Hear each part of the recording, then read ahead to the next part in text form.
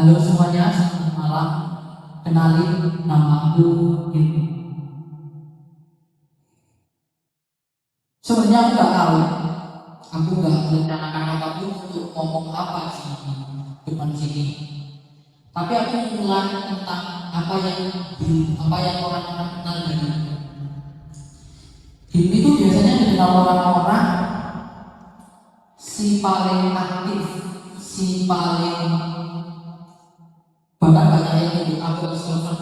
Karena aku ikut organisasi bukan satu, tapi sampai 5. Tiap hari ada aja keliling-keliling kemanapun. Tiap ada acara yang menarik selalu ikut. Bisa nongkrong dari orang, dari teman-teman kampus yang suka mabuk, sampai orang-orang duduk di acara cosplay.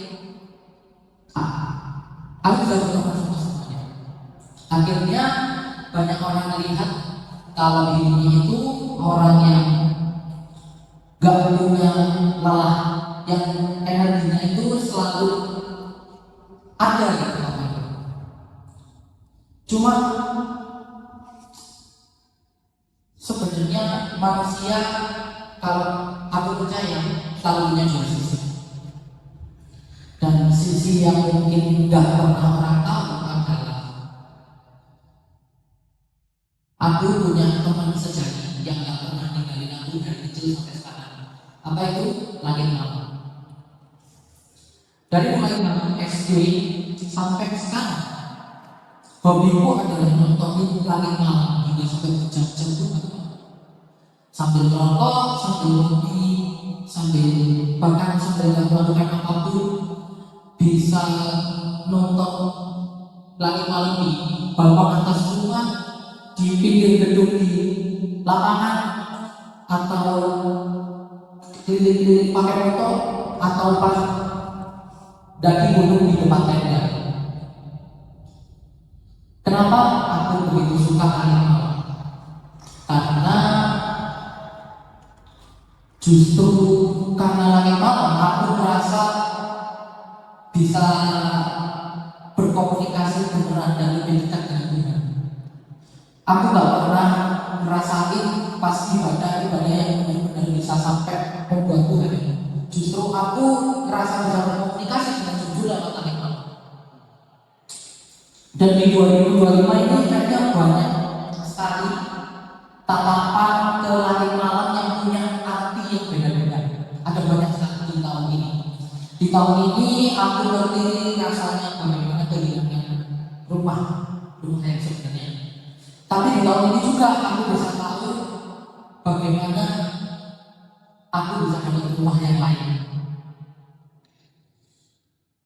Salah satunya adalah yang paling penting di tahun ini menurutku adalah ulang tahun. Ulang tahun buat aku itu adalah salah satu hal yang paling menakutkan.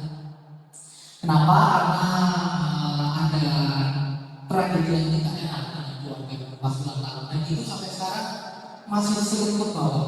Juga di tahun lalu juga sempat terjadi hal seperti itu. Akhirnya justru aku takut saat ulang tahun itu dirayakan. Aku lebih suka buat ulang tahun sendirian dan gak ada yang. Dan alhamdulillahnya di tahun ini terus. Cuma satu orang aja yang ulang tahun datang, kenapa aku sangat senang. Pas di hari ulang tahun juga itu adalah dua acara yang cukup penting. Pas di sorenya ada teman-teman dari Bupati. Aku takut pas aku kesana bakal dirayain sama teman-teman. Ternyata enggak. Alhamdulillah. Saya sangat bersyukur. Terus pas malamnya itu ada adik-adikku di band, dan ternyata juga enggak ada yang alhamdulillah. Aku enggak saras, aku enggak ingin aku enggak apa, tapi benar-benar aku bersyukur dan tidak. Dan di malam itu juga akhirnya aku bisa menunaikan janji untuk ulang tahun di tahun lalu, di mana aku beli banyak nasi, terus aku bagi-bagi ke jalan. Aku sempat ngobrol sama mereka, sempat rokokan bareng sama mereka, dan itu mungkin adalah salah satu ulang tahun yang paling berkesan buat aku. belum berapa minggu yang lalu, karena aku ulang tahun di tanggal 7 Desember. Masih dua minggu yang lalu. Di situ aku tahu kalau ternyata hari yang buat sebagian orang itu adalah hari yang paling menyenangkan saat Ramadan. Buat aku, ulang tahun paling enak adalah ditemenin langit malam sama rombongan dengan becak yang tidur di pinggir jalan. Itu mungkin salah satu ulang tahun, lagi-lagi ulang tahun paling penting aku. Dan aku berharap untuk di tahun depannya akan seperti itu lagi dan lagi. Banyak hal yang gak enak terjadi di tahun ini, tapi aku rasa di tahun ini aku paling bisa menikmati momen-momen di tiap detiknya. Aku merasa aku paling bisa hidup untuk saat ini dan di tahun ini.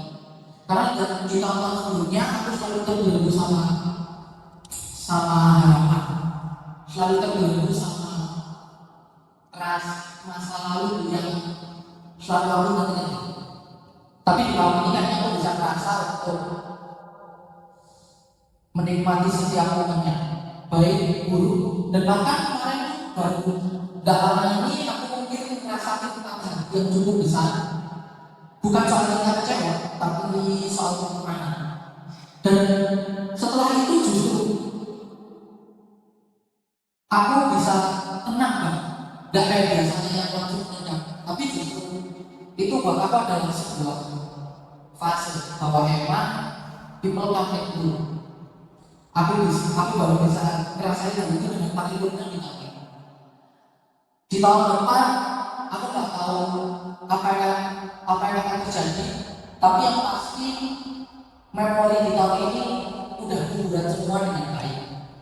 Dan aku nggak berharap apa-apa karena aku cuma hidup di hari ini. Dan persis kayak seorang pemikir yang pernah bilang,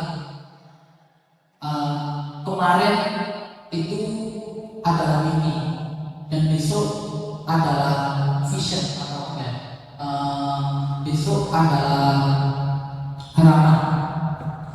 Tapi kita hidup di hari ini untuk menjadikan kemarin mimpi yang indah dan besok adalah harapan yang menyenangkan.